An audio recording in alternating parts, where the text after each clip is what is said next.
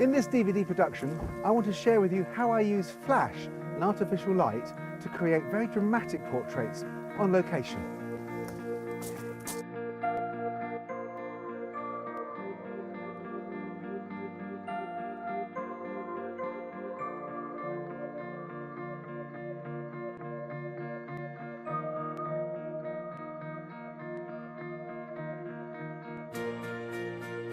Okay, here we find ourselves at Bristol's Industrial Museum, where round the back we've got some disused railway lines and some fantastic old wagons to use as a location. Charlene here's our model, and I'm going to work with flash. I'm not going to use the big flash, I'm going to use a speed light. A Canon speed light, we work with a Nikon speed light just the same, and I'm going to use this on a lighting stand.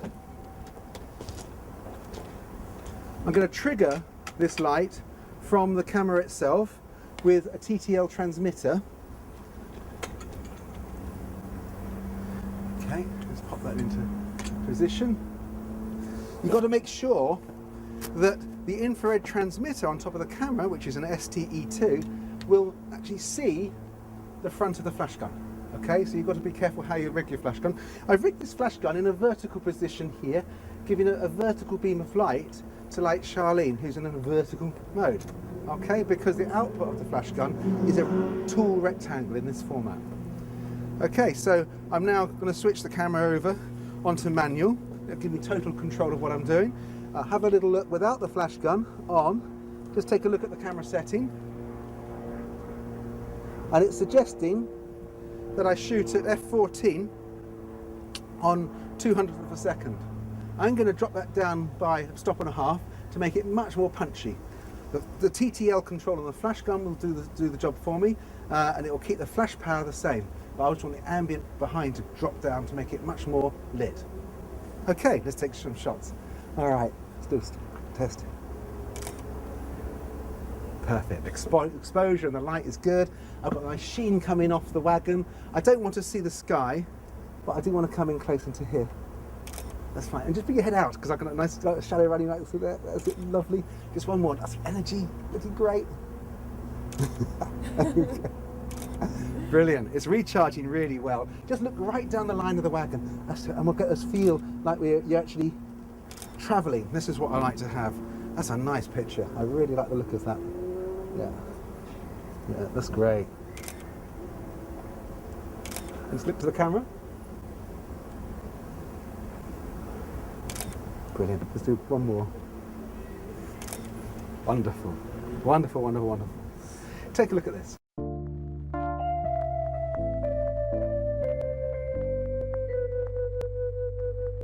The formula I've used for this picture is one I often use. I've used the camera on program at -2 stops, and I've used the flash on TTL without compensation.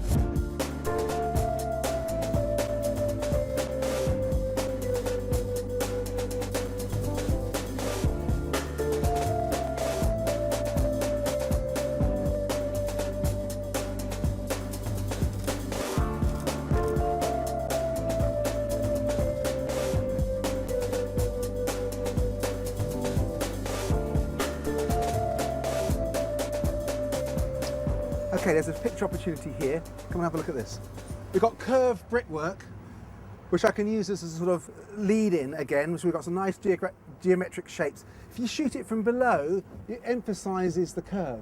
We've got this lovely stone textured wall here, and I can use that as a junction between the two elements of the picture, and it gets dark into the background. That would be really nice, because I can put Mike here and shoot against that dark space. Got a dustbin in the way, we need to pull this out of the way. It's important sometimes to bear in mind opportunities are there. You know, a lot of people wouldn't shoot here because the dustbin's in the way, but you can move it. Okay, I'm going to use a light, a flash Canon speed light. I'm going to put it on a stand. It's always nice to be able to just use a lightweight stand. It means you don't have to take an assistant out when you shoot. You're also not committed to having the flash on the camera. I'm going to trigger that flash with this transmitter straight on the camera here. I'm going to work it in TTL mode, automatic.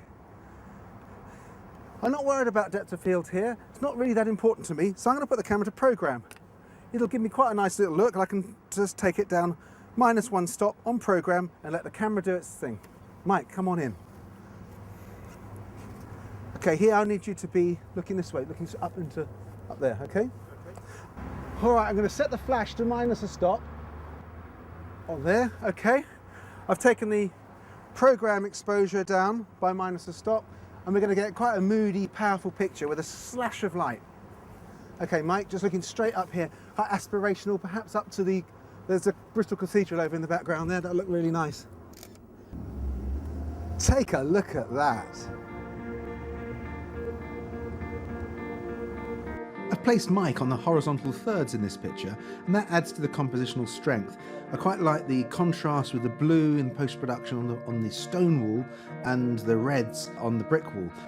I love the way the lines in this picture converge and all point to Mike, who is predominantly placed in this image against the dark, moody background. A little bit of vignetting in post-production has helped concentrate this photograph.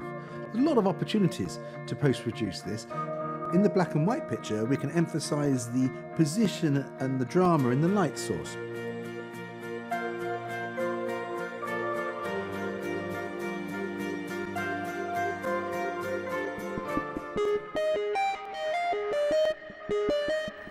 Okay, here's another idea for a shot. I've got some shiny paintwork in the background.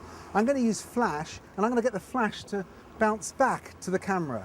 Now, most people would consider that a fault, something which is reminiscent of sort of a snap, but I'm going to try and make it as a creative element of the composition. So what I'm going to do is I'm going to use an STE2 transmitter that will transmit the TTL information, and I'm going to use my trusty 580EX2 flash gun. As soon as the camera registers the flash, it tends to cut it back. What I want to do is put more punch and more life into the picture by increasing the flash exposure. So I do that on the back here, dial that up to +2 stops, like that. So it says +2 on there, and away we go.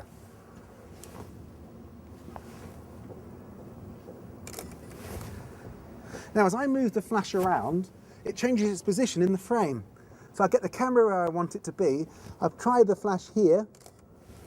If I need the flash further to the right, I move it further to the right. Perfect. Take a look at that.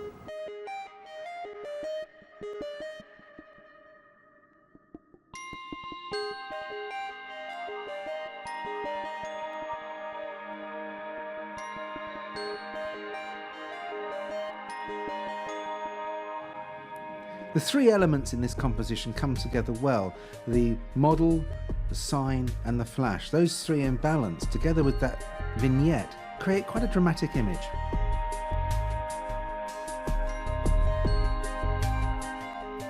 Okay, all right, just sort of park yourself in there. Now, it's not the easiest of things. That's nice, that's okay. I'm just gonna study you. Perfect. Absolutely perfect. Okay, can I just have hands up into there like that? That's nice. Just your head needs to come this way, and then eyes back down to camera. This flash head here is a Broncolor mobile light with a Fresnel spot, the Fresnel spot attachment, set to about half spot. Run off this battery pack here, so I'm not reliant on the local house mains. Set at minimum power. Excellent. I like that. I'm going to go for a very bright picture, and I'm going to let the background do the work for me. Oh, that's really nice. I'm going to work with the shadow as well. I think the shadows look really good on this. Okay, just look out over to that way for me. That's it, perfect. Really like this shot.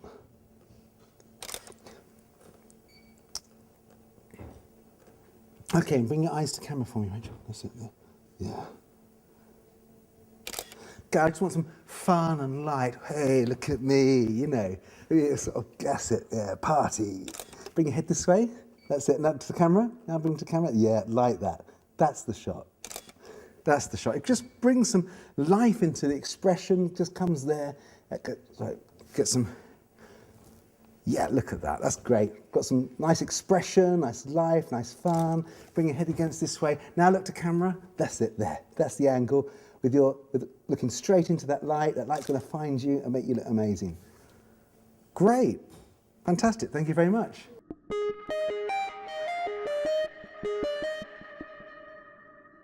You can see here how I've used the shadow in the composition, created a lovely echo of our principal subject. The vignetting is a result of using the Fresnel spot, zoomed in slightly. I also like the way the circular chair interacts with the rectangular window behind, beautifully symmetrical.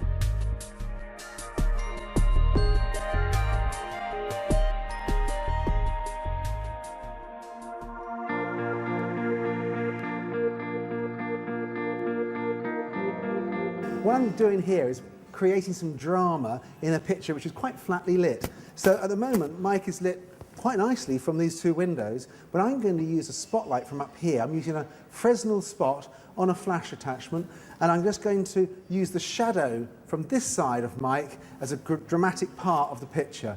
I've got the key light, which is that Fresnel spot, straight down Mike's nose, and I'm just want to work into this, it's like a comet of light, letting the surrounding area of the picture just disappear into black.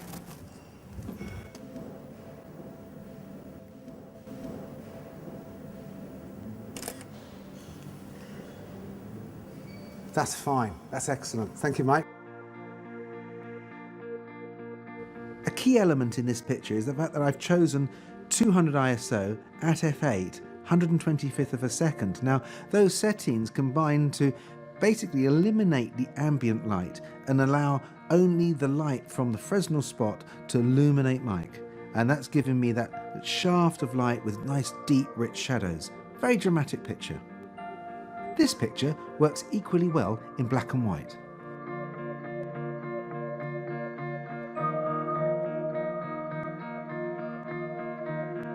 Now I just want you to just look straight to camera.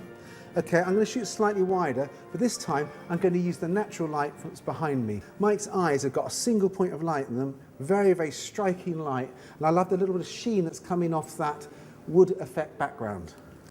I'm going to switch the camera to program for this. It's just easy sometimes. Let the camera do the work.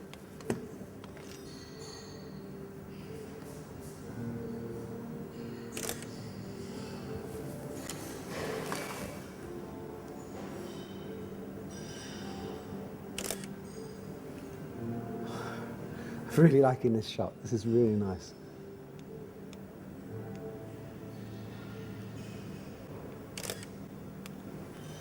Okay, let's check if this is sharp. It looks fantastic.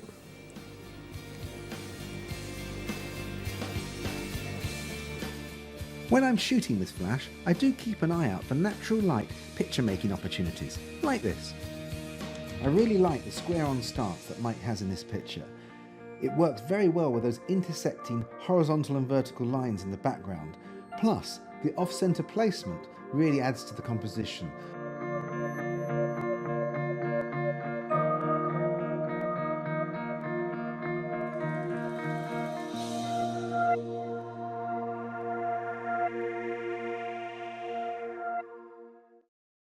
Okay, we find ourselves in these fantastic woods. Now, because we've got quite a lot of green leaf canopy, it's really dark under here. Now, not a problem for us because we've got flash. I've rigged up here a big broncolor Mobilite, and that's on power 9, bare bulb, and that must be 75 feet away. That broncolor Mobilite will be triggered by this radio slave, and this STE2 transmitter will trigger a Canon speedlight on a stand just a few feet from the camera. What I'm trying to achieve here is a spooky, dramatic look. I'm going to use that distant flash coming through the trees and a little pulsar flash from the foreground to act as a key.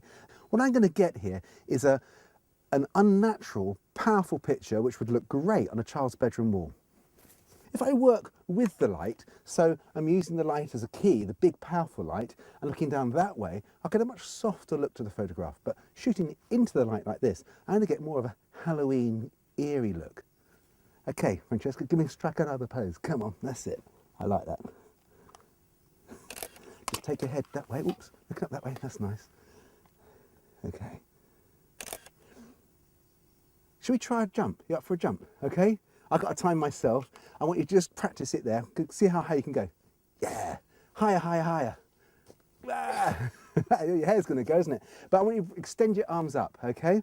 All right, now let me just see where I got to be. Okay, let's give this a go. Ready? And jump. That looks fantastic. Got one, do one more because your hair is... Okay, and 3, 2, 1, jump. Ah, your hands went right out the top of the frame. It's a lovely picture though. Let's do one more. And ready, and 3, 2, 1, jump. Yes, I like that. Come and have a look at this. Look at that. I love this picture. I think it's got a lot of power and drama and shape. I've placed the background flash behind a tree so that it's out of my direct line of sight, so I'm not getting picking and flare up from that. However, there's a halation around that tree which makes it really quite spooky, quite fun light. I think the body shape that Francesca's managed to create here is very complementary to the verticals of the trees and the strength of the image.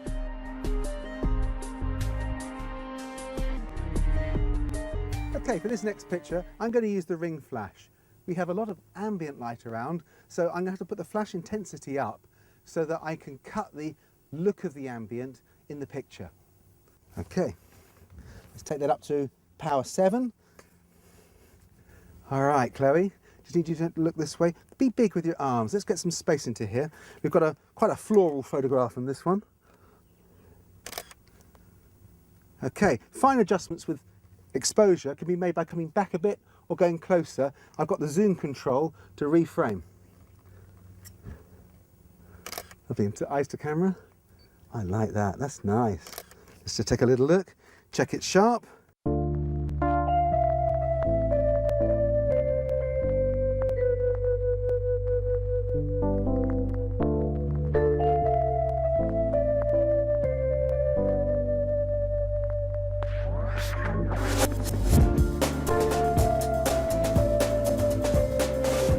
Show you how to use slow sync, flash, TTL and some of this lovely colour to create something vibrant. What we need to do first of all is ensure that the person we're photographing is in quite dark conditions because we want the flash to do the work there. I'm going to have all these highlights in the background across the water and all those cafes and bars become vibrant and give some depth to the picture. So I'm going to choose f4, I'm on 800 ISO and I've got 1/10 of a second. It doesn't really matter what shutter speed I provide for the flash will always provide the right amount of light. I'm using the 70mm end of this lens. That's going to give me a little bit more control over the background. I don't need to see a lot of sky. Take a look at this. Let me discuss this picture. I've given the camera a bit of kick at the time of exposure and we've got some drama and some movement into the background and the flash has frozen Mike. Okay, for this next picture, I'm going to be using ring flash. I'm going to use it at its lowest power setting so as not to blind Holly. And I'm also going to be working with ambient, very slow shutter speed, because the ambient light we've got in here is dark, is low, it's quite dark, it's quite moody, but we've got some nice colours and nice spectral patterns from this screen. And I'm going to combine a little bit of camera blur, bit of movement on perhaps a 1/4 or 1/2 second ambient exposure with a splash of flash. Now Holly, if it was just the ambient exposure, she would be silhouette. So there's no direct light coming onto her. So a 1/4 second exposure is not going to create any blur in her. The flash, at a very short duration of just perhaps 1/5000th of a second, is going to freeze her. And she's going to look crisp, sharp, bright and alert with a blurry, dramatic background.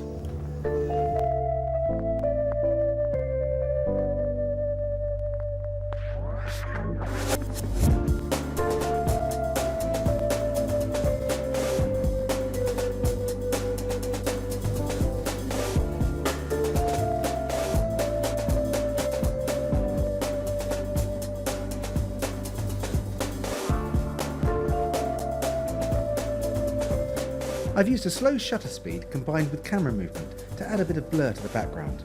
And I've placed Holly, our model, in the centre of the frame.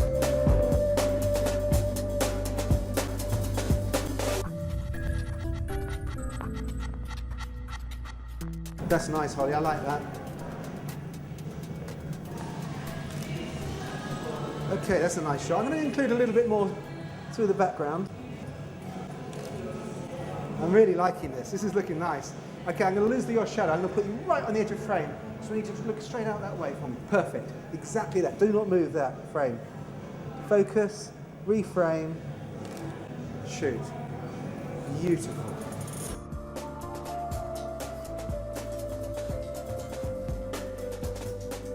For this striking picture of Holly, I used a single Fresnel spot attachment on the flash head.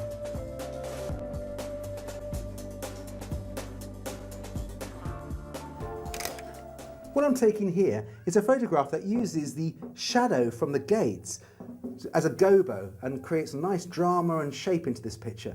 That shadow is created by a light on a stand outside, just a flash pumping through into here.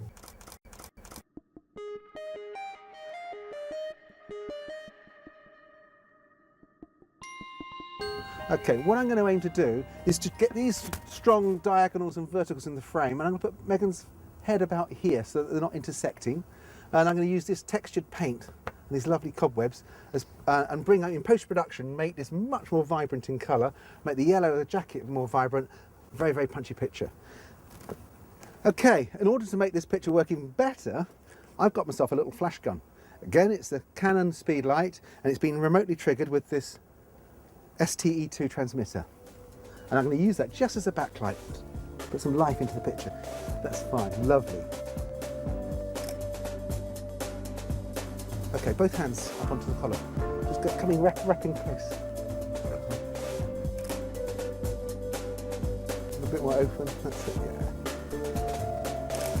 Look down to the ground for me. Yeah. Just working this TTL, no big effort required to get something very, very striking. Yeah. I like that shot. Excellent. Thank you very much. I placed Megan in the thirds on this picture. That means her eyes are 1/3 of the way down the frame and she's 1/3 of the way in from the right. The flash rim light has separated her from the background nicely, giving it a more three-dimensional feel. By asking Megan to partially cover her face with the coat collar, it's added a bit of mystery to the picture. Look for small areas of background to use. A couple of square meters is all you need to create striking images.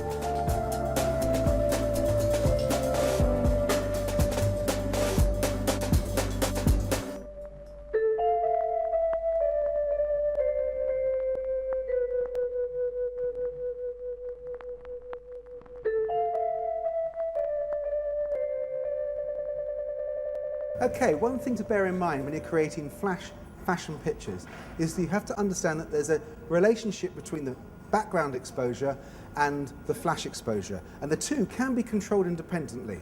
What I want to do here is to use the background across the water, and I want to take the exposure of that background down by 1.5 to 2 stops. I mean, I've got 2 flash units here, a key light and a backlight, because I need to get the ratio of those 2 lights correct, and I want to get those lighting Holly in just the right amount of luminance so her skin radiates and it starts to look lit and artificial. Now, that lit and artificial element is quite important with the fashion look. Okay, Holly, you all right? Yeah. Okay, I've got one backlight, as you can see there. Okay, it's just rigged, a simple stand, and there's a Fresnel spot. I've used a Fresnel spot because when it comes down and lights Holly, there's not going to be any spill down the lens. If I didn't have that spotlight on, I was likely to get some flare, okay? And over here, I've got a big brolly. That's going to be our sun, and that's working at about 15 to 20 feet, straight off a power pack at power 9. Power 9 will be useful for me because it recharges quickly and I get plenty of flashes. Okay, so the first thing to do is to get the exposure for the ambient. And for this picture, I'm using 200 ISO, so I've got a good quality of image, and I'm going to shoot at 125th of a second. That will be fine for the trigger, the radio trigger, and the flash sync. Plus, I'm going to be using a cabled sync lead to this unit locally. So one flash trigger to trigger the remote, one cable trigger. Okay, I've got here a 70 to 200 lens. I'm going to compress the perspective and we'll give it a go. I'm starting at f5, take a little test shot. Oh, that's looking tremendous. There we go. Okay, Holly, at least we're ready now. We're shooting. Okay, so one more. Lovely. Okay, bring your hands behind your back. That's it, that's nice. We've got people in the background, I like that. Get shoppers. Okay, one more. Just waiting for the beep each time. Oh, I like the funnel. I'll use that funnel, that boat. That's nice. Okay, just keep changing your look for me. I'll work there. Oh, perfect. Really like that. And now just exactly the same place, don't move from there, and just look across that way. That's it. Really nice. We've got a boat going through the back of shot, like that. Bring your shoulders square on again, because you've got, that's it. Nice, like that. Great. Okay, let's take a look at this. Do you want to come and have a look?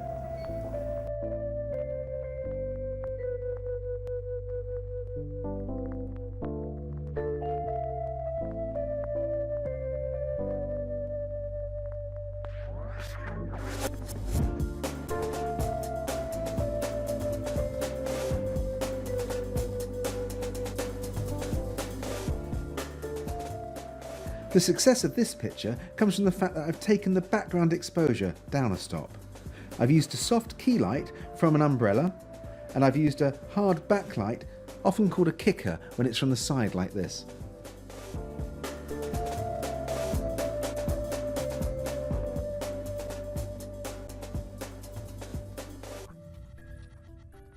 What I'd like you to do is come over to here. Just come and stand just sort of in front of this door handle here.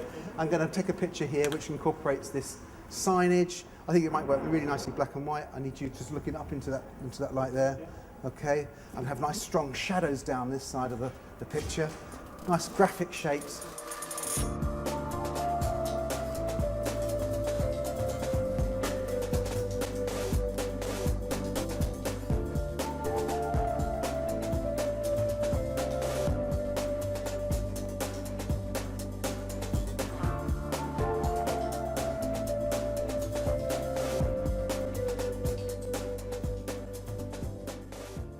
We find ourselves down on the beach. The tide's coming in. We've got to work quite quickly, but the important thing to bear in mind is I'm going to let this background, which is quite grey and gloomy, go a few stops underexposed, and it will go blue and deep in colour. The flash will be nice and warm, like a ray of sunshine. It'll look completely artificial, but hopefully it will look wonderful. I've got a Fresnel spot that's providing a little bit of fill. Okay, that's on power number 8, triggered by remote control, and I've got this light up here, which is our sun. Okay, this is on power 9. And I've got the background 3 stops underexposed and all is looking good. Okay, I just need some shape in your feet somehow. Yeah, lovely. Okay, thank you. Like that. That's really nice. Let's do one more. Beautiful.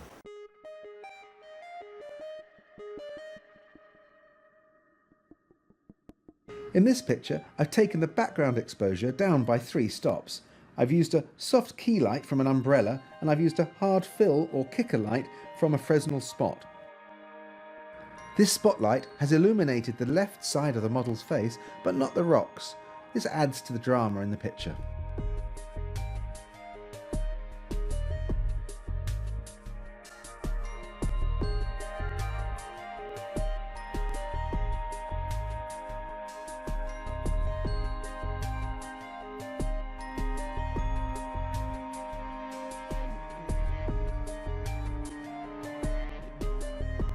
I used the same technique here as I did for the previous picture, but I took the background down just that bit more, down to -4 stops. The flash duration is so short it freezes the action.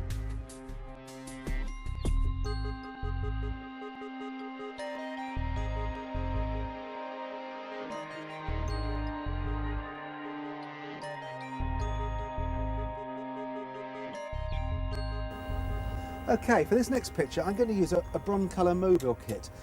It consists of a power pack, 1200 watt seconds, a flash head, a very small compact flash head, connected by a nice flexible thin cable.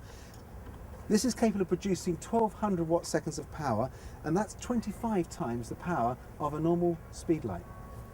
I'm going to trigger this pack using the standard sync lead that comes with the kit, and I'm going to place the flash head on top of this stand. This is a very simple but very high and powerful stand because it allows me to get a nice big spread, so if it's windy it'll be much more stable than using a normal stand.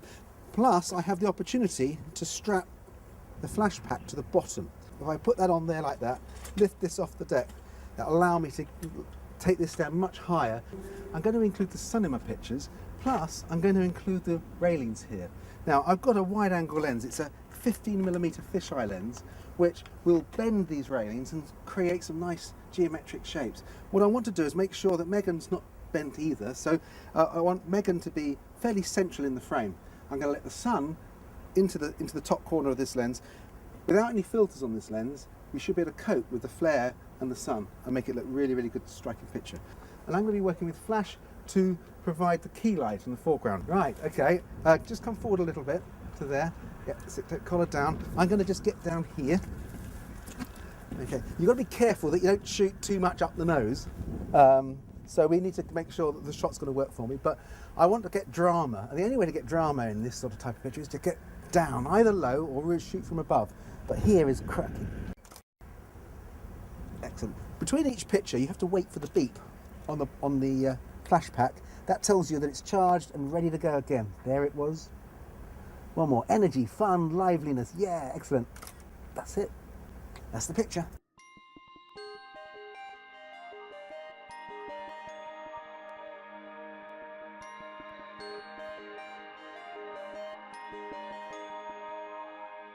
Shooting into the sun requires lots of flash power, especially if the sun is part of the composition and in the frame. I used a fisheye lens here to pull in the sky and to bend the railings on the right. I combined that with a low viewpoint. That's added lots of drama.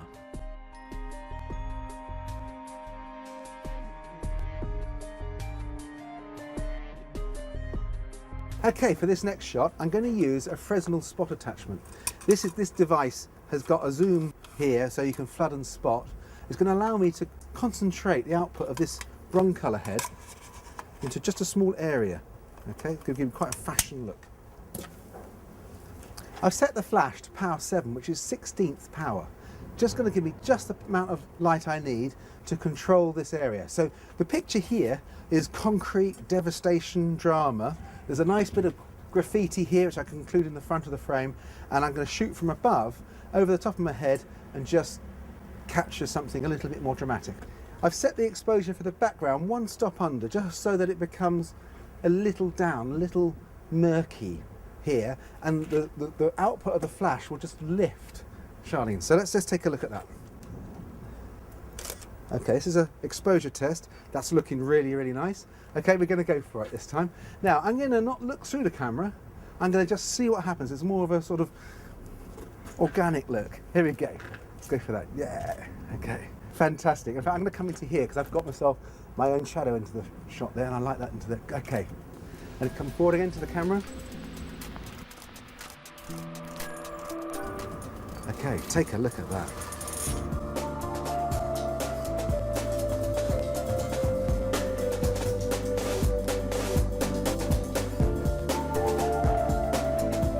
In these pictures I've used a high viewpoint to add drama and combined it with the foreground graffiti on the left. The Fresnel spot attachment creates a natural vignette.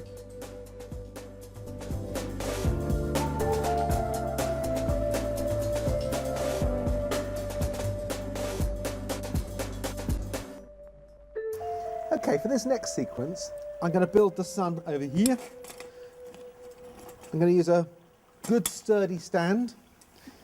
I'm going to strap the pack to the bottom of the stand. That's going to add extra ballast. That'll stop the wind catching the brolly and blowing the whole thing over.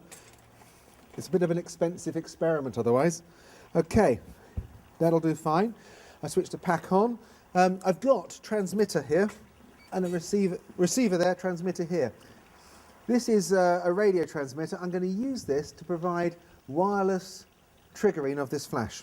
It doesn't transmit TTL sensor information, but it does trigger the flash remotely. So I'm going to be working without the constraints of cables for this shot. Place the flash head on the stand. Now, in the center of this flash head, in this area here, we've got provision. We've got provision to put a brolly. That sits in like that, and the whole unit comes round. One sun. Launch it into the air. In fact, I'll tip it down a bit first to get us Working, that's good. Up again. Excellent. One freestanding unit. I can test the sun to see if it's working on the button there. I need to use a flash sync speed of 200th of a second, so I've dialed that in. Put a transmitter on the top.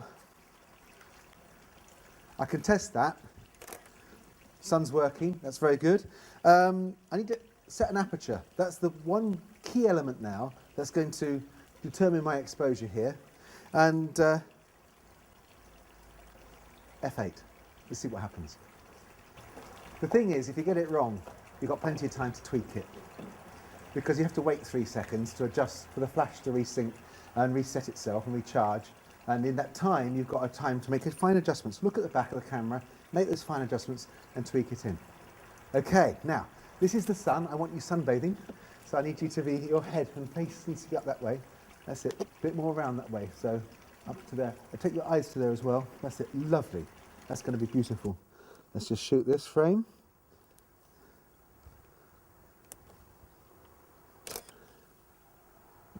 Okay, from the first frame, I'd say that the flash is about 1 stop too much power, so I'm going to drop it down on the pack. This is the easiest way. You can either move the flash further back, or you can drop it down a power. I'm going to choose to drop it down to from full power to half power. That will halve the time of recycling and will give me about 250 flashes. When you're working with flash and ambient, it's quite difficult to get your head around the relationship between the ambient exposure and the power of the flash. Now the way to work is to take a look through the camera on manual and just look at the needle, the settings of the camera, and whatever it decides to do, take the exposure down by about 1.5 stops if you want to create a fashion type look. Okay, all right, let's have a little look at this. Might want to shoot from here. It's very nice not having cables. That's a nice picture. I like that. I'm going to just go in and make a really fine assessment of the exposure. Exposure's excellent. The flash power's right, the grass is right, everything's looking good. I just think we can just change the pose, your pose slightly. I need your head to be further around. That's it, to there. Swing your body around this way and towards me, and then look, take your head further that way. There, lovely. That'll be perfect. Okay, let's give that a try from here. Excellent. That's a nice shot. Take a look at that.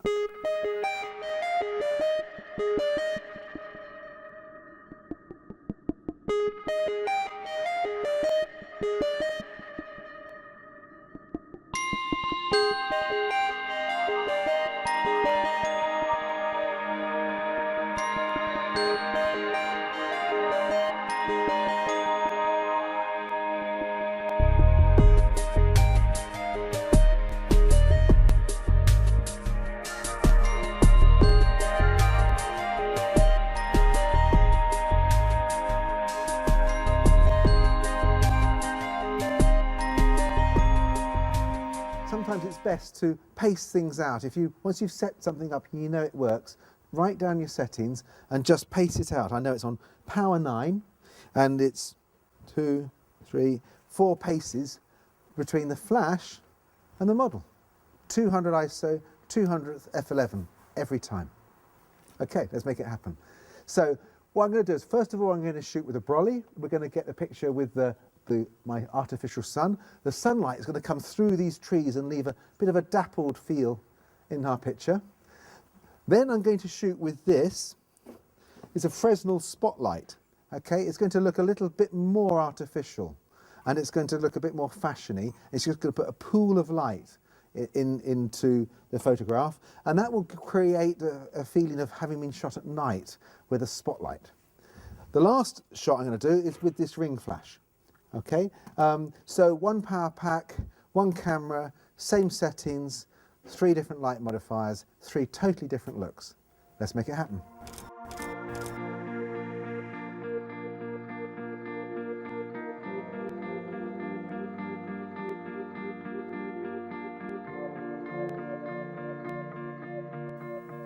Okay, I'm going to change the settings. Let's move on to the Fresnel spot attachment. What I'm going to do here is just replace The brolly here with this attachment. It's like a little lens, allows us to focus the light. I'm going to set it to half spot. That'll give us the look we want. You have to guess your angle, because once it's up there, there's not a lot you can do with it apart from pan it. That'll be about right there. The power level will stay the same. Just give it a go.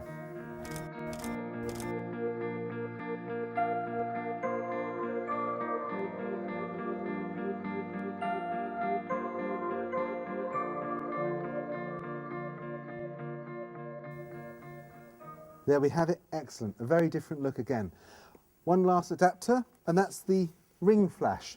The ring flash will use the same power pack as the brolly and the Fresnel. It's just that we're going to attach a camera to it, and the light source is now around the lens.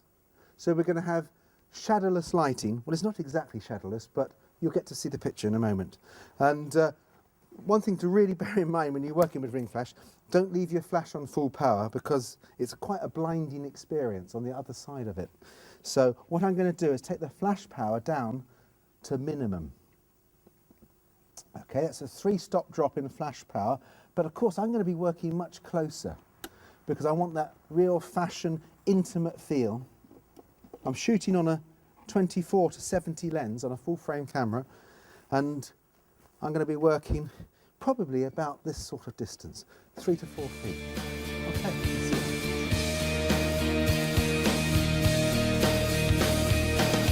see. Ring flash creates a flat yet punchy look in pictures. It gives you an instant fashion image.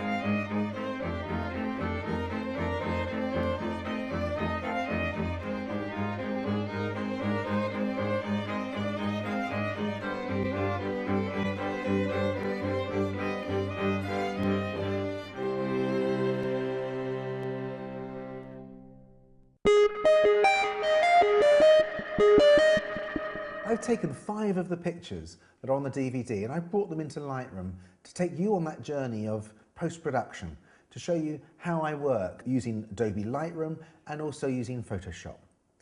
Okay, let's start with this picture. I've got a photographer here on the left. I want to get rid of him. I've got a couple of dust spots to remove. The colour of the file is quite good, although it's perhaps a little bit too colourful here in the skin tones. And I quite like the balance and the look. I need to make sure I keep this solar flare there in the final picture. So not too much to do in Lightroom, but let's take a look at what I can do.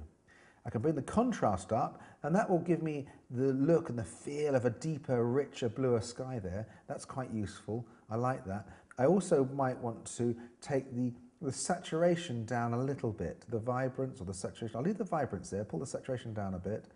And I want to put some bit more of a yellow golden look into this picture. So I'm going to use down here my split toning, take the saturation right up, choose the colour that you want, and I think this is nice. I like that. And then just pull the saturation back down to taste, something like that there. The blues in here could do with a little bit more oomph, so I'm just going to take that blue saturation up a little bit more. The colour and the hue is about right. The luminance, we can pull that up a little bit if we need to. That tends to brighten the background. We can pull the blues down in luminance there, you see. You're starting to see some optical flare there, so you've got to be reasonably careful how far you go when you're making those sorts of adjustments. Okay, I'm happy with that picture. I think I need to crop this chap out here on the left, so let's do that. That's easy. I'm going to make it slightly more panoramic, pick it in from here, and perhaps something like that there. Yes, that's going to work fine. I'm going to tidy up all the rest of the frame in Photoshop. Oh, this one here, this is an interesting picture. The highlights here on the left need to be removed. I did think about reframing it, and I did take a look at the time, and I quite liked having this railway track in the top, in the left of frame, as holding the left-hand edge. But with the aspect ratio of the camera set to a 3:2 ratio, I couldn't really do very much about it at the time. So I'm going to slice it into there. I'm going to pull this right-hand side in to about there. Now it's slightly wider than square. I've got to ask myself at this stage, do I want it to be square? I can choose that from this drop-down menu, so I'm going to do that. I'm going to choose square, slot it into there. I think it's going to print up beautifully. Let's take a look. This needs to be black and white. Absolutely, definitely needs to be black and white. There's a bit of grass here to be sorted as well, so I'll have a look at that, but I won't be doing that in Lightroom. So just click the grayscale button there. Did you notice? Goes from colour to grayscale instantly. Looks really, really nice. The mix that Lightroom chooses is fantastic. So let's take a quick look at what other options we've got here for exposure and tone. The blacks, although it looks like there's a lot of black detail lost, we've still got enough here in the jacket and the jeans. I'm not worried about the areas in under the coach there. All right, so that's okay. I'm going to pull this down and have a look at other tools I've got here, vignetting. Let's let this take a bit of effect. You can be much more dramatic and bold when you're working with a black and white picture than you can when you're working with a colour picture. I like that. That's a good place to start. There's an awful lot more work to do on that picture, but we'll do that in Photoshop. Oh, this is a nice shot. Got a very warm, rich glow already, so I don't really need to do much in the way of changing the colour there. Perhaps we could bring the contrast up slightly, so let's take a look at that. And just bring up the contrast. There we go. Just a little bit more of that sort of sunlight feel. I think what I want to do in Photoshop is to darken some of these areas here, the top left there, where that building is, darken that area, and also some of the planking, just to make it a little bit more dramatic, like she's lost in grass. So black holes in a picture like this will look good. Let's take a look at skin tone. Skin tone's looking very nice. It's already got lots of vibrancy and life, plenty of detail from that Canon 5D. Sometimes you find that skin starts to break up when you go in for big pictures, but for pictures up to A2 in size, I think the 5D is a very, very worthwhile camera. It's a good tool. That picture's ready for Photoshop. Let's move on to the next one. This picture here, this was taken with the Fresnel spot attachments. You can see that whole areas of the picture are low in contrast and unlit, while other areas are very bright and vibrant. It's an artificial look, but I know that we can make this happen. We can take it even further still. I can pull that down, and we've got this much more drama going on here. I know we've lost some shadow detail, but I'm happy about that. If you want to pull some of it back, you can do that there, but I think it's going to look great tweaked up in Photoshop. Just need to pull this top right down a little bit, and perhaps straighten it up. Let's straighten that up here, like that there. And take that top down. I want to keep the arch in there because I think that holds the top of the frame quite nicely. Ready for Photoshop, that's ready to go. That'll look nice in black and white too, but we'll take it in colour. This picture, now, this one's got, it's quite flat, it's quite dull at the moment. There's a nice slash of light that's already here. We'll accentuate that, but we need to be able to working on that in Photoshop rather than here. I think it needs to be upright. This chimney wasn't at that angle, so I'm just going to tweak that a little bit to get that bit more to upright. In fact, while I'm in the crop tool, I'll drop that down, bring this up a little bit to give it a bit more shape and drama. So we've got all these fantastic bricks and texture to work with. Okay, this is going to be good. I'm going to put some vignetting in here. I don't mind doing it at this stage. I think it's going to be quite important that we do. I can also take the saturation and the look up if I want to. I'm going to increase the contrast a little bit. That will boost that saturation as we go, do you see? And I'll take the brightness up very slightly as well. The rest is now up to Photoshop. Take a look here, make sure I haven't clobbered any detail there. That's looking good. Perhaps looking a little red. I just take the white balance, subtle adjustment of white balance. That's looking nice as well. That stone has taken on a very green look just by pulling that magenta green slider here. It's working very well for us. So that picture's ready for Photoshop together with this one, this one, and that. They're both all ready to go. This one here, I think it's worth actually making a virtual copy and using the black and white tools within Lightroom to create a grayscale version. So I'm going to go up to here, create virtual copy, and we've got ourselves a second option here now. I'm going to click on the grayscale. There we go. Now, you notice we've still got some tone because although we've converted this picture to grayscale, we've still got our highlight and shadows split toning here. Okay, that's what's pulled in on the top. So you can do sepia effects really well within this tool, but I'm not going to work with that. I'm going to pull that down. I'm going to work with it in just a pure grayscale mix, and I think that will look really nice. So this picture, because of potential banding in the sky, I'm going to work with this picture at 16 bits. So I export from Lightroom at 16 bits for that. So we've got the color version and we've got the black and white version to work with.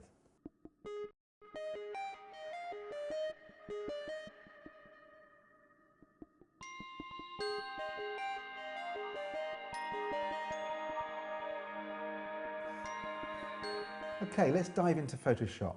We've got 5 processed TIFFs at 16-bit. We'll open them all up into Photoshop and I'll just take them as they appear in the stack.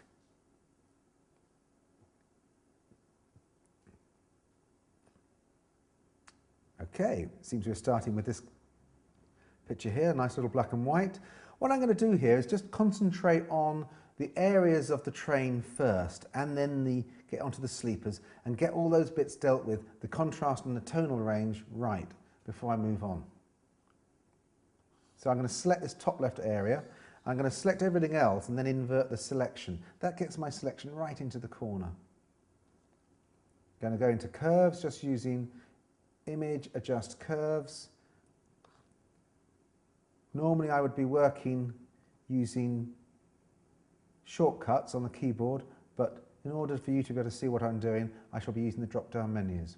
Okay, there's an area here, I've pulled that bit down. I still think the highlights there, just in that little bit there, need a bit of help. So I'm just going to pull this area here of the curves dialog down, just to get rid of those highlights. Might lift up the mid-tone slightly, but that just stops the eye going straight out of the top of frame. There's a highlight here, there's some here, and there's some here. So let's try and deal with all of those in one hit. And that one there, and that round there, and around there like that. So we've got our 3 areas selected. Image, adjust curves. Pull down this top edge here, this top band. Keep it going down until those highlights are no longer distracting in the frame. Now I want to take the contrast up on other areas of the picture. So I'm going to invert that selection there. So I'm just looking at the sleepers and these rails here, and I'm just going to bring the contrast up and sit the shadow information. Curves. Drop that area down. Bring the midtones and the highlights up. Look at that, that's looking good. It's perhaps a little blocked out here. I'll deal with that in a moment, because what I want to do here is just make sure I don't lose the edges or make sure it doesn't look too vignetted. But I've got a 16-bit file, and a 16-bit file will let me pull it about without breaking up. That's important. Just like that, I can pick that bit up there, put some life back into there. So I've dealt with all that area now. I just need to get into this sort of triangle here, because this is nice compositional material. I'm just going to get into there And we'll use that as getting into the important elements of the picture. Another little piece in here, pull those down a little bit there. You notice I'm doing quite a lot of independent selections, and the more different selections in different places you work with, the harder it is for people to see the joins. The idea is for it to just be like a seamless bit of effort here. Very, very similar to the style I used to use when I was working in the darkroom. Select the inverse, image adjust curves, just pull that area down. I keep having to move the dialog box out of the way of the picture. That's not a problem. There we go. That's looking good. Now, you notice we've not touched our model at all, but if you notice, if I just snapshot this, and we come up and look at that, the difference between the two pictures. Do you see? She stayed exactly the same. We've just pulled everything else down. It's given the effect of giving her a spotlight. She still needs to come up a little bit more in certain parts of the picture there. So let's have a little look. Let's go in. Let's look at her feet. Let's bring her feet up and her hands. Just that little bit more. Curves. Just pop that up in there. Okay. And then a little bit more here. Just a bit more life. A bit more zap. The important thing to do is to take the contrast up, not necessarily to make her skin tone lighter, because by bringing this curve down across that center point, it forces what used to be mid-grey to stay at mid-grey. We've now got areas that are darker than mid-grey getting darker, areas that are lighter than mid-grey getting lighter. That gives us more contrast, makes it look like we've got that spotlight in place. And there we go. That is going to be fine. This needs to be printed against a low-key background. That seems to have worked very well. I just now need to finally check my levels before dropping down to 8-bit, because what I want to do is ensure that I've got peak areas in the frame that are working for me where I need them to be, because I want that and I want the shadows there. I've lost a few pixels just on the tip of the toe and a few other areas. I'm very happy with that. Drop it down image mode, 8 bits per channel, before I do any touching up in the way of cloning or healing. I'm just going to tidy up, get rid of this little bit down here. The clone tool's the best for this. Just pick up a little bit of texture from over there, that's that done, and a little bit of texture there. I don't mind having the odd bit of dirt around, because after all, we are on a railway track. That's looking really nice. Still got skin tone and highlights. A few cobwebs in there. I think the cobwebs work well. A little highlight there, just whip that one out, that's fine. Great. That's looking good, I like it. Okay, this picture now needs to just save that one, close it, and get on to the next. Directly underneath this picture, once we've saved this file, will be our next image. Here we go. Okay. Megan's a little bit red here, so the first thing I'm going to do is just sort her out. I'm deciding to work on the skin tones initially, just to vary things a little bit. I'm going to select that again. 100 pixel. Be fine. Okay, image adjust, hue saturation. I'm going to take, it's a bit red and not quite yellow enough, so I'm going to take the hue up a little bit. If you notice, the further I go, the less magenta it becomes. That'll work beautifully. +11, +12 is fine on that. I also need this yellow jacket to pick up a little bit in colour as well, so I'm going to pick up on hue saturation again. I could have stayed with it and pick up the yellows and just take the yellow saturation up a little bit. That's nice. Okay, so I'm happy with that. I've got some cloning to do in the sky, but I'm not going to do that in 16-bit. I'm going to concentrate on just the areas of drama, like this concrete here. Let's bring this concrete to life. What I'm going to do is put a spotlight on it using the curves tool. There we go. That's nice. This area here, this railings, I like the railings. I don't want to lighten the sky behind the railings, but I do want to make the railings themselves look much more steely. Let's go back in on the curves tool, slide it out the way. Let's pick this up. Keep going up, up, up, up, up. That's looking nice. Much, much more drama in that. And I think we've kept the sky reasonably well there, so that's good. This area at the bottom, again, more contrast was needed really. It's a bit down in the dumps as well, so let's bring that up a little bit. Probably have to take the colour out as well. Image adjust curves. Let's bring the contrast up. Oh, I keep adding colour balance. Bear with me a second. This area down here, that needs a little bit of tweaking as well. I want to bring the contrast up, so I'm going to use curves again for that. And then once I've done the contrast, I shall be looking at taking the saturation down. Because as you increase contrast, you often find that the saturation increases as well, and it becomes much more muddy in terms of colour, which I don't like. So let's go hue saturation, take the saturation out, perhaps right down to -40, -50, something like that. That's looking nice. Now this area over here needs a little bit of a lift because I don't want that to disappear into the gloom. Again, using curves, just working my way around the picture. I'm happy with the tonal range I've got there now. Of course, I've got a bit of cloning to do, and perhaps just darkening this top area here. So let's do the darkening first while we're still in 16-bit. Selecting everything else, invert the selection, and good old curves again, just to pull that back in. Look how that contrast picks up on that sun. That's looking nice. I like that. Let's just do the same again, but with that sun area there, because I think that starburst is quite powerful. Let's just pull the contrast up there a little bit. That's all right. Don't want to lose the trails of detail too much. I like the way this flare picks up across there. That's good. Now, so we've got the sun sorted, we've got the railing sorted, most of the images now together. What I need to do is do my cloning. Don't attempt cloning when you're working in 16-bit because it will be slow. So drop it to 8 bits first, like this. Okay, and then you can start cloning away. Bear in mind that you want to keep your brush size to a minimum. So just enough to cover your dots. Here I'm using the healing brush tool. And when you've dealt with one section of the picture, clicking in this little tab here just moves it exactly along to the next panel with no overlap and nothing lost. Clicking in this little tab here moves the picture directly along to the next pane with no overlap and nothing lost. So you can guarantee that you've covered every area of the picture. Once you've cloned across, make sure you do enough cloning to sell the picture, but don't get too worried about the minutiae, the detail. Wait till someone's bought a print. I'm happy I've got the picture clear now. Got rid of all my little specks that I want to get rid of. Let's take a look at the final frame here. That's looking really nice. Nice coloration, nice tone. Let's compare that with what we had before we started. Just came in from Lightroom. I was quite happy with it in Lightroom. And it came in like this, and now we've just brought it to life. Changed the whole balance of the contrast on the concrete and the rails, and calmed down the colours in Megan's skin. Excellent. Save that one.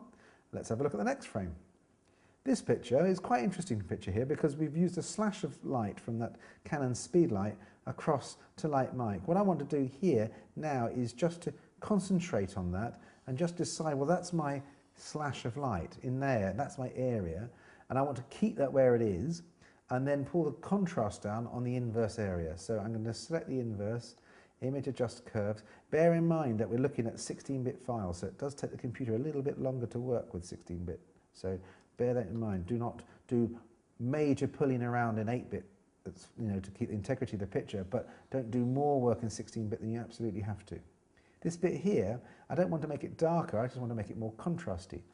So I'm going to pull the shadow area down a little bit, but I'm also going to bring the highlights up just to make those bricks sing a little bit. This area's got a little bit flat here, so I'm just going to put a triangle in there as a sort of like an echo to this highlight area, and just pull that up a little bit again, just to get the contrast up that little bit more. Just gone a bit heavy on the shadows. There we go. So we've got a nice little bit here, nice bit there. Oh, this over here we need to sort. So let's deal with that. Okay, straight in again on the curves. Just put a little light on in there. That's fine. And now this leather jacket needs a bit more zing. There, look at that. That's looking good. Now that looks a lot like a leather jacket. That's what I like. These jeans are a bit lost in the mix, so let's pick those up. Oh, hit the wrong tool. There we are, in the curves. Let's lift that area up there. That's it. You see how they come alive? Just a little bit of help there. Now, that's all very good. I just got a little bit too much red, I think, in the skin tone here. So let's go in and have a little look. Just that little bit too much red. So what can I do? I've got two options. I can use the curves tool, or I can use the color balance or hue saturation. I'm going to use curves. Just go in onto the red channel, just knock it back a little bit. There we go. You may have noticed that it said no pixels more than 50% have been selected. I don't worry about that. You see, it's still having a good effect. What I want is a nice feather to my effect so that you can't see the start and finish of my work. There, that's looking much better. Really like that. I think the eye goes straight out the top of frame here though, so I'm just going to dip a selection into there and invert that selection, just to hold that little bit down. There we go. Now, you can get away with more contrast and more drama in your picture if you're shooting and processing in black and white.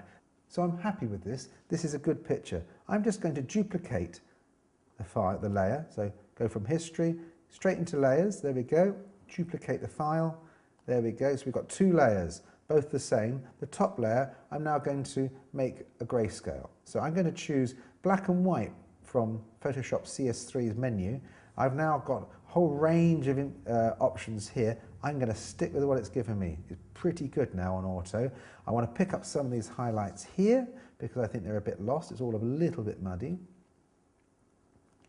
There we go, just a little bit. Don't want to get it brighter, so I've got to keep this area down, but I want to get it more contrasty. That's good. A little bit more contrast in this area. I can keep that as bright as I like, that one, because that's the principal point of interest there. Look at that, that's nice. That leather jacket can come up a bit more. Here we go. Like that, that's looking good. Now we can be a bit bolder with some of other areas of the picture. I'm just going to invert that selection and virtually pull it to black, but not quite. Just keep it fairly low. So it's looking more like it was taken at night now. This is looking good. It's all coming together very quickly. Just need to get this area up a little bit. Image adjust curves. A little bit more up in the jeans there, just up there. So you can see the stitching really coming through. Look at that. That's looking good. Really nice on the skin tones there. It's great. I could just put a little bit more life into his face, and I will do that. Image adjust curves. In fact, I'm going to use levels. Let's bring the right-hand slide of the level slider. Notice there's nothing in here, so you're working blind. It will work, don't you worry. I just want to get it so I'm just peaking, just about there, on there. So preview, before, after. Just that little bit, but it makes a big difference when you come to the final print, especially if you're printing on art paper. When you print onto art paper, you'll find that the picture has a tendency to look flat, and the way to get around that is to make sure your whites are as crisp and as clean as they can be, and keep your detail in the shadows, but do let yourself, part of that image, get into black, so you get the maximum desaturation on the paper. There's a couple of little highlights that are drawing my eye over here. I'll whip those out with the healing brush tool or the clone tool. I'll probably use the clone tool actually, because I've got to be very careful with bricks. You've got to be careful to go with the junctions on the bricks. I've got something selected. So you've got to be careful to go with the bonds. Make sure you don't miss out on any of that. This is a nice bit of, this chimney is nicely laid out. It's on a header stretcher course, is it? The bricks are really interesting. So we want to keep all that. Great. That is a finished picture. Now, if you want to display a picture like this on a low-key background, it'll look much more exciting than if you try and display it on a white background. So let me show you how you do that. If we select the whole picture, and I choose to stroke it, there, using a stroke, choose my colour as white. 5 pixels will be fine on this picture. I've okayed that. It'll think about it, because I'm still in 16-bit. I must drop down actually to 8-bit. Let's do that now. Image, mode, 8 bits per channel. All our work's done, all our pulling around, so that's fine. Now what I want to do is to increase the canvas size and use black as a background. So I'm going to choose to, the width at the moment is 35 centimetres. Well, let's add another 15 to that. So let's put 15 centimetres on the width, 15 on the height, and choose a background colour as black. There we go. Take a look at that. If I press F on the keyboard and press Tab, you'll see I've actually got the whole file there. Come up a little bit to 25%. There we go. There we go. Look at that. See how much it comes alive when you're printing it and displaying it on a black background. That's a really nice print like that. Okay, let's take a look at this next picture. There's not a lot that I need to do with this because I used a pool of light from the Fresnel spot attachment, so it meant that the light fall off around the edge of the frame is naturally there. Plus it's been through Lightroom, so I've got plenty of contrast and bite in the picture. I just want to tidy it up a little bit. What I'm going to do for this, rather than use the curves tool, like I have done in the previous two pictures, I'm going to use some other tools that we've got in our toolbox here, like the dodge and burn tools. This tool here, the dodge tool, will hold back exposure and allow parts of the picture to become brighter. I can select whether to use highlights or shadows. Let's take a look at this. I'll go back to where we were in there, that's fine. Highlights. Do you see how it just comes alive? But we can put some light onto these leaves now. And a little bit down here, I can lift those up there, a little bit down into there, that's nice. Okay, so very, very simple, just picking up elements of the bush there. I feel we need to burn in as well. So some areas on here, let's just pull that down a little bit there. And the bit of the coat there, just hold that back a little bit, start to take off a bit too much. That's fine. Okay, looking, occasionally I do click back out, just see the whole picture. Sometimes it's quite nice. The areas here, for instance, that just need to be darkened to get rid of the distracting detail there. And this area is fine. I quite like this is looking good. And sometimes I might want to darken this area down here as well. So let's get on with that. A little bit of this, a little bit of that. Just take that top area just on that little bit there. That's fine, job done there. Let's have a look at the colour. Colour's fine. I'm going to make a little selection here and just take a bit of red out. I just feel it's tending to be that little bit too warm there. So I'm going to use curves and I'm going to use the red channel and just knock that back a little bit, just like that. That's looking good. Okay, so that's a colour version. Let's make a black and white version. Again, I can use my tools that I've used before, so adjust black and white, take a little look. I'm sure it's going to be good because it always is now. It's not quite as punchy as the previous picture was, so I'm going to take a little look through here, decide what it is I'm going to change about this picture. A few more highlights here would be good, and I'm going to use our burn tool for that, our dodge tool for that. A few more highlights here would be good because it's not quite as punchy as the previous shot. That would look nice, that's it. Let's take a little look here. Coming closer, a little bit of lightning in there, that's fine. You see, I'm being quite coarse, quite bold with these tools, and they're just answering back and giving me nice, interesting drama in the picture. Excellent, I like that a lot. I can be a little bit more contrasty with the whole image, and I'm just going to do that. Select the inverse and pull it down a little bit more. You can get away with murder with black and white. That's it, something like that. There we go, really, really quite dramatic. It's starting to take shape. It's starting to get the feel I want. The left-hand side of this picture is unnecessary now, and as I'm holding this area back here, I'm going to dive in with my crop tool, whip that off. That's good. The hem of the coat is also a little bit distracting. I might just take it just above the hem there and see how that goes. That's quite nice, I like that. I like to keep the top of that frame in. That leaf is annoying me, I think that needs to be darker. I like it there, it's just a little bit out of focus and I want it just to be a bit darker, so I'll pop into here. I've got exposure at 50%, mid-tones, set on there, that's it. Just knocks it out of the way and means that people aren't going to get distracted by that. That's a good shot, I like it. Let's give it another look. Let's make it a little bit warm tone and a bit more fuzzy. So we're going to duplicate that layer, filter, blur, Gaussian blur, radius, oh, I don't know, 30 pixels, that would be nice, wouldn't it?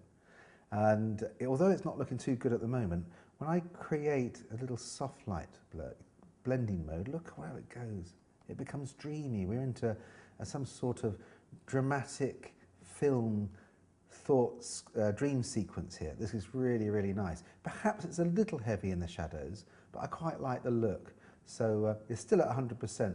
You can reduce its opacity and increase its opacity as you want. And what I'm going to do with this layer is give it a color as well. Hue saturation, colorize. let's choose the colour we want, and I'm in sort of golds at the moment, gold mode, so I'm going to find a nice little gold there, keep the saturation, keep it quite low, it's just that it's quite subtle. There we go, that's another nice little look. So we can switch that off and have a good clean black and white, which is where we were a moment ago, and we can switch that layer off and have the colour file which we were happy with. So we've got 3 different looks, and if I save that now as a TIFF, it will save it all on the layers, so I've got access to all those 3 different looks in one file. Okay, take a look at this next picture, the last of the 5 I'm going to be working on. It's slightly red. It's quite a nice look. It was taken on an overcast, flat day, quite cold, and my initial aim was to try and warm it up and make it richer. I'm going to do that, but I think it's a little bit too red still, so I'm going to make those final adjustment in curves here. Pull that red channel, just drop that back a little bit, just to there. That's quite nice. Just be quite subtle with these things. That's good. It brings that green up there as well. But I want all this grass to be dreamy, a bit more floaty. I also want to pull back the areas of detail in the background that aren't grass. So I'm going to use our burn and dodge tools to do that. Let's just pick up on here, whiz through the background there, a little bit of adjustment on that decking and a bit into there. Job done. Okay, the colour's looking good. Now let's just look at the other areas. I'm going to use these dodge and burn tools to do the work for me. Start with the burn tool to get rid of this background detail there. Get rid of the planks here. They don't have to go completely, just so that the eye isn't drawn to them. Now I've now got a sort of quite a dark hole here that I'm working with. I like that. That's good. Now, let's go on to layers. Let's create the look that we're after by duplicating this layer, applying a Gaussian blur. In fact, the settings that we used for the last picture are fine, so let's stick with those. And now we've got a nice blurred area here. I'm going to use the blending mode of screen. Wow, take a look at that. The thing is, the grass looks wonderful, but I don't like the way it's working here, so I need to put a mask in there, click a little mask, and I'm going to paint into that mask with black paint. Let's find the right brush. There it is. Black is selected on the top, and just go for it. No messing around. Just go straight into there. There we go. Excellent. That's all right. So I've now held that area back using that mask. I think that's working really well for me. Let's take a look at the picture just on a slightly wider level here. There's a vertical bit of grass down this left edge, which I think is distracting. So we'll just knock that off. If you find it hard to work right into the corners, take it out and just whiz it back into here, just to the level that you want, using the arrow keys to just position, because sometimes it can snap to the awkward part. And then let this side snap back. That's it. That'll do the job. Cut that. That's fine. I like that. A little bit more effort needed up here, just on the burning, but I'm not going to delete that layer. I'm going to flatten the layers. I'm going to drop down to 8 bits, and I'm just going to hold that area back down there. Pull down the edge of this side here, so there's not so much of a fall off on the side there. A little bit in here, a little bit on the top there. Now it's looking good, and now it's looking good there. Just hold that top area down because the eye's going over the top of there. Right, let's take a look at the picture. Excellent. And there you have it. 5 pictures, post-produced, ready for print.